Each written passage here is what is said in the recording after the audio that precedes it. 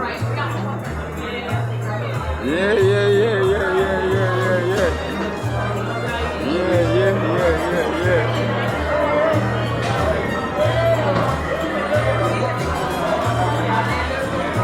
Okay, we still by Andy. We getting ready to do an interview with Bernard Fannis. They're putting us on, we're gonna record it.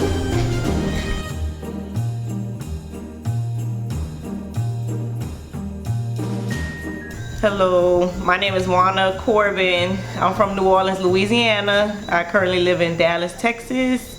I graduated last year, May 2018, with my Bachelor's of Science from the University of Texas at Dallas. I have 2 kids. Well, my name is Randall Hilaire. I live in Carolee Castries. I'm the Managing Director for Wings and Things, and I've been living in St. Lucia for 15 years. My name is Juanita Washington. I'm from New Orleans, Louisiana. Currently live in Dallas, Texas. I have 2 boys and a husband, and I also study right now at the Collin College community. Right now studying my human resources for my associate's degree in business. This meeting came about with just trying to find our dad, you know, since we've been 18 years old, and just never giving up and just pushing through. And we went to Ancestry.com to find that missing link. And we found our dad after so long. There was a link. One of our family members, our second cousin, Pratula, was able to make that connection. Our second cousin, which is our first cousin to our dad, and it has changed our lives. And now we're here in St. Lucia for the first time, traveling abroad just to meet our dad. And that missing link is no long. So what inspired you? I'm sure you got up one morning and said, I need to go start doing some research. No, I think it's always, you know, from childhood, me and my twin, we always look different from our family. We just knew that something was not, you know, right, something was missing. And, you know, we never questioned it until we got older, and we wanted to know more, you know, about our family and where we came from. Because everywhere we went, everyone, you know, where are you from? You look different. You know, family members, you know, we always look different, but we just wanted to know more and more. And as we got older and had our own families, of course, we want them to know where they came from. So doing the research and keep trying and, you know, never giving up has really given us, you know, hope for other people, not just for ourselves, just hope for others.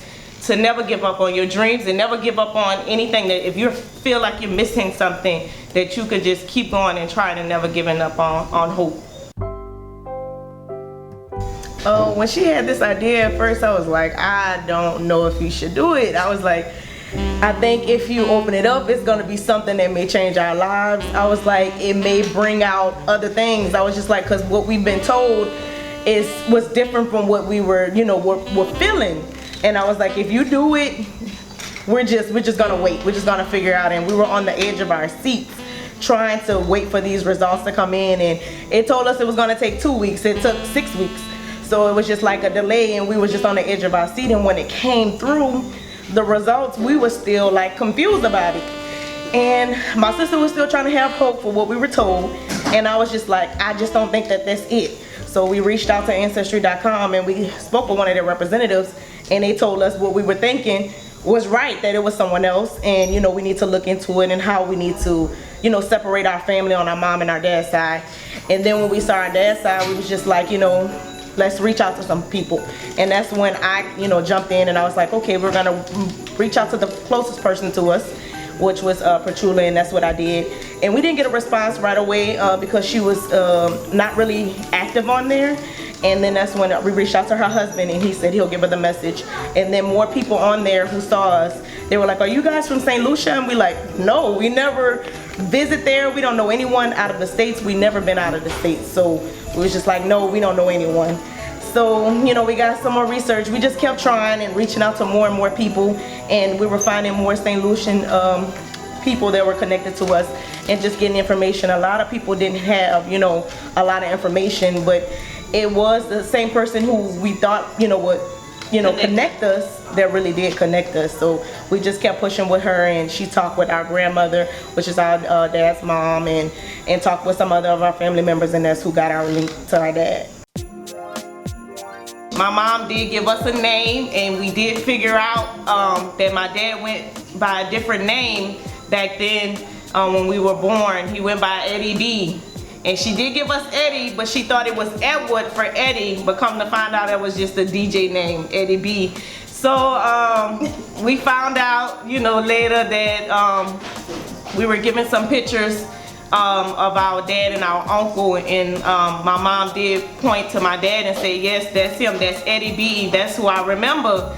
They were given 2 pictures, the first picture and the second picture. Of course, the mind, you would think that the person would go with the first picture, but no, my mom knew exactly that the second picture was our dad. And so it unfolded that, he didn't know anything about us. My mom never said anything. And we just went from there. Like, my dad talked with my mom and had a conversation before talking with us, because I guess he wanted to know more, exactly why she didn't say anything about twins. So I know that was probably a big shock, and not just one child, but 2 kids, at one time, back in the 91. So we unfolded that was our dad, and DNA connected us. And then once he saw us, he knew that he didn't even need additional DNA, because DNA was the reason that connected us, and the reason why we're here today. So. But was your mom conflicted about moving ahead with this? No, she wasn't conflicted, I wouldn't say. She was like, when she talked about our dad, she always said he was a good guy. And she was like, she just didn't think that it was him. She was just like, I didn't know. And I was just like, well, we have an opportunity to meet with him, and he wants to see us. We wanted to see him, so it was just like the first plane here, so we just wanted to get here as soon as we could. And we met with our dad, and it's just been amazing since we got here. At what point did you find out that this search was on? Well, on September 7th, to be exact, I got a message from my mother with a picture of a woman asking me, do I know this woman? And I sent back the message saying no, and then I asked her why. She never responded. And then the following day, September 8th, I get a call from her, and she's telling me that I have 2 daughters and 4 grandchildren. So of course I was floored, like, what is she talking about? But then I did some further research on my own. I got their mother's number from Gloria, which is the administrator for our family reunion chat group, which we have. And I spoke with her, and she gave me some information, because she was the gatherer of the information. I got the contact number for their mother. I gave her a call to find out what was going on. I got older pictures of her, rather. Then I recognized the recent pictures. I did not recognize her, but the older pictures I did. I got pictures of my daughters, and I could see they looked just like me when I was young. Same complexion, same facial structure, and I was like, wow. These are definitely my children, So as a result, after I spoke with her, I gave them a contact call, and it's just been amazing, like they said, ever since. And now they're here, and we're enjoying each other. I'm elated, like I was when I got the news, and I'm still, in awe about this whole situation. But it's a beautiful thing, and it's been very positive. You remember the very first competition you had with them? Not really. I'm going to be honest. I don't really remember the first conversation. Who called who? Well, I called them. Yes. You called first. Yeah. Yes. And then they both came on and we spoke. It was more smiling and, recognizing the immediate features that we had together. Like the smile, the cheeks, the everything. It was just like, we felt that we were connected. We were connected. That missing piece is no longer missing. I don't feel any different or anything. I feel like I belong. Right. So what was your first comment or your first question to that? Oh, well, my first comment, I was just like, we're just happy to be in St. Lucia, to just meet our family. This is like a blessing. You spoke with him the first time. Oh, when I first, it was just happy. We were just really just happy to see each other. Right. We were just smiling. We were just like talking to him like regular, like we never not knew him. Like it was just like something that came natural. Like we just like, hey, Dad, and he like, Wow, y'all are my daughters. That was his video chat. Video chat. So we was able to see each other. Right. Yeah. And see everything. Like, you know, again, the facial expressions, the smile, the cheeks, the nose, just the resemblance of the family. So it was nice. It was a good chat. It was a long chat, actually. It was really long. I think we were trying to just get to know each other a little bit, you know, like where we are in our current life, you know, where we grew up, which is not far from where, you know, him and my mom met, which is like New Orleans East. That's where we grew up. Actually, a place called, they pronounce it Michoud, but we know it as Miku. Can you believe that? In New Orleans. Isn't that ironic? Yes. Yeah. So, Randy, yeah, I mean, finding one daughter is a big deal. Twins, what was your reaction? Oh boy, I'm telling you, I was floored when I heard, but when I saw them, I knew they were mine instantly. Man, look at my daughters, man. Come on, get a good look at my daughter. I envy you. Twin. I envy you. I envy you big time. Wow. I envy you big time. Wow. Wow. All right, you take it from here. Who would have thought? She actually looks like a daughter, another daughter of mine, more than she looks like a twin. They look like they should be twins. And you know, and I have a son. They look alike, and it's like, wow. It's just been a wow experience for me. That's all I can say. It's just been amazing. So how long after the first conversation did it take you to get to Secretary? Oh, so it was September when we first talked to him, so this is December, so just a couple months. Yeah. You were eager to get here. Yes. We just was like, let's arrange some things, you know, let's get here as soon as we can. And I kind of arranged the trips for us to get here and stuff like that. And we thought we were going to be in a hotel, and our dad said, no. Come stay with me. So in doing that makes us feel so much better and, you know, closer to our dad. And just conversation as well, just to continue to get to know one another. You know, the first day we got here, we didn't go out, we didn't hang out or anything. We went back to the house, we had conversation, dialogue. Our dad cooked for us because, you know, he's a chef, so he made pasta, shrimp, and lobster pasta together, and it was delicious. It was delicious with some bread on the side that we picked up on the way going to his apartment. So yeah. So Randy, you have quite a lot to make up for. How do you plan to handle this? Well, what I told him, I missed so much in their life. I also have 4 grands as a result. She has 2 boys. She has 2 girls. So I feel my obligation now is to the grandkids, because they're adults now. So that's what I told them that I plan on doing. And I'm actually thinking about moving back to the U.S. as a result of that, to be in the children's lives, the grandkids' lives. So that's it. So you were in St. Lucia. What are the fun stuff you've been doing with your dad? Well, the fun stuff that we have been doing, we went to the Chronic concert last night.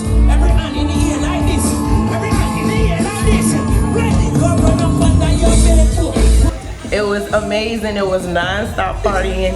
We didn't get home until 5 a.m. This is a lot of partying in St. Lucia.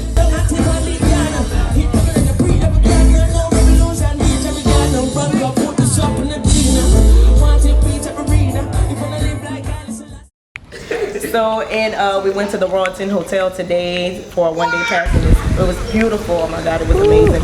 And we had a beach party on Friday. So Beach barbecue. So it was just amazing. The food here is amazing. It does not taste like U.S. food at all. Like, it's totally different. Everything, the soda, everything is just so different. But it's delicious and it's amazing on this country. Lucia, this beautiful view. This is so beautiful. Hey, say hello. What's up? What's up? What's up? We there.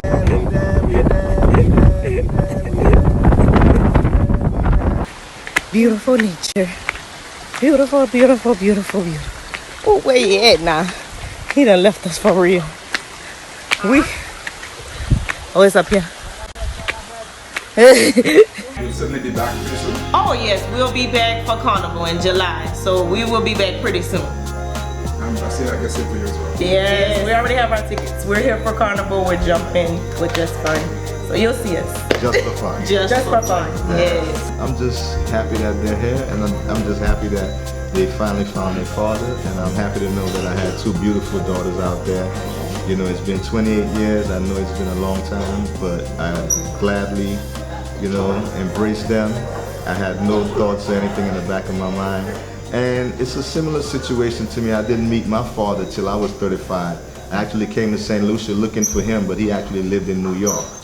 And my first experience in trying to meet him didn't go as well, so I did end up meeting him after the first time I tried, but I wanted to make sure that you know, that didn't happen to them. So I made sure I embraced them right away.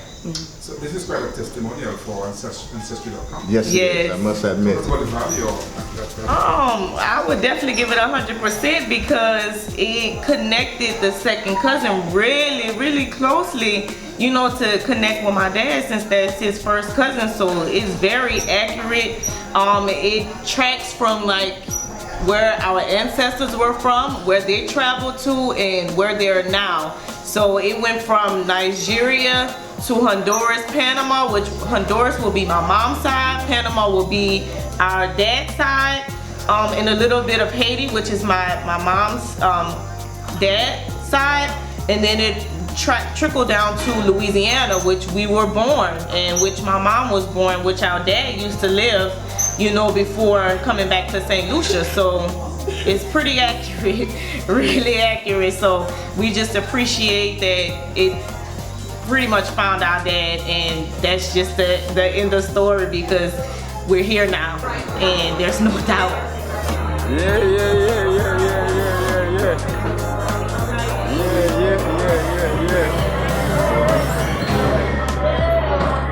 And thank you for giving us this opportunity to share this story. Yes.